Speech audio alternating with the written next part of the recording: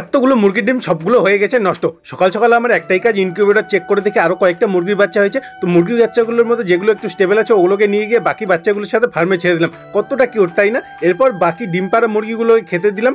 ডিম পাড়া মুরগিগুলো কি জানি কয়েকদিন থেকে কম ডিম পাচ্ছে, দুদিনে মাত্র 4টা ডিম পেরেছে। যাই হোক, এখন পিক ফার্মে গিয়ে পিকের রুমগুলোকে ক্লিন করে এদের স্নান করিয়ে এরপর এদের পেট পুজো করে দিলাম। এর মধ্যে অ্যামাজন থেকে কিছু অর্ডার চলে এসে আমি একটা ইনকিউবেটরের মধ্যে অটোমেটিক সেট আপ তৈরি করবো, সব কিছু অটোমেটিক হবে। ওই জন্য কিছু মোটর আর সাথে কিছু চাকার হুইল বানিয়েছিলাম।